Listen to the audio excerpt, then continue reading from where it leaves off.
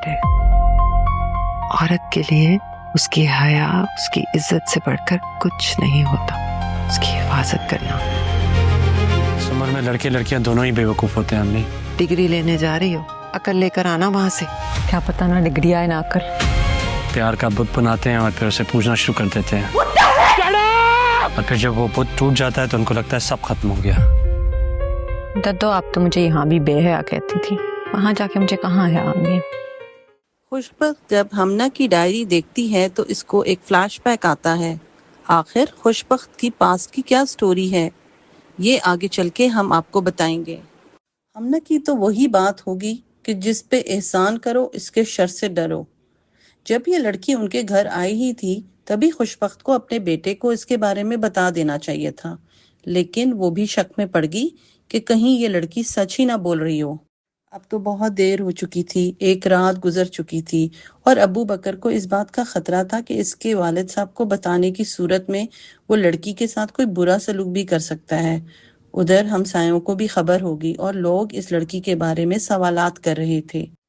خوشبخت کافی پریشان ہو رہی تھی اس سارے مسئلے کو لے کے، اور اس نے اس کا یہ حل نکالا کہ ابو بکر کو اس سے شادی کر لینی چاہیے. ابو بکر قرآن کی تلاوت کرتے ہوئے جب اس آیت پہ پہنچا جس میں حضرت موسیٰ علیہ السلام کے ساتھیوں نے کہا کہ ہم تو پکڑے گئے، تب موسیٰ علیہ السلام نے فرمایا کہ میرا رب میرے ساتھ ہے، وہ مجھے ضرور کوئی راستہ دکھائے گا. تو یہاں بھی اللہ سبحانہ تعالیٰ نے اس کو راستہ دکھایا اور ابو بکر نے اس کا حل ڈھونڈ ہی لیا، اور وہ ہمنا کو دینی تعلیم کے لیے خواتین کے مدرسے میں چھوڑنے جا رہا تھا.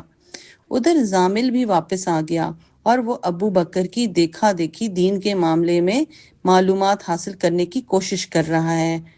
ہو سکتا ہے کہ فیوچر میں اس کا ٹاکرا ہمنا سے ہو جائے. آخر زامل اور ہمنا ہی فیوچر میں ایک ساتھ نظر آ رہے ہیں. اب بات کریں زریاب کی، تو زریاب کو اللہ کی کوئی نعمت نہیں چاہیے سوائے زامل کے، اور بعد میں جب اس کی محبت کا یہ بت ٹوٹے گا تو اس کو بہت دکھ ہوگا، جیسے کہ ابو بکر نے کہا ہے. ایپیسوڈ کے شروع میں خوشبخت جب ہمنا کی ڈائری دیکھ رہی تھی تو اس کو فلیش بیک آیا تھا. وہ وہی ٹائم تھا جب وہ ابو بکر کے والد صاحب کے پیچھے اسی طرح خوار ہو کے آئی تھی اور اس کے پیرنٹس نے اس کو نکال دیا تھا. اب وہ اسی فلیش بیک میں جا رہی ہے کہ اس نے بھی ایسی ہی ایک ڈائری لکھی تھی جو اس کے والد صاحب نے جلا دی تھی. ناظرین، اب آگے چل کے جب یہ لوگ یو ایس جائیں گے اپنی پڑھائی کے لیے تو زریاب اور زامل کو آخرکار ابو بکر کے دوست کے گھر پہ ہی رینٹ پہ رہنا پڑے گا.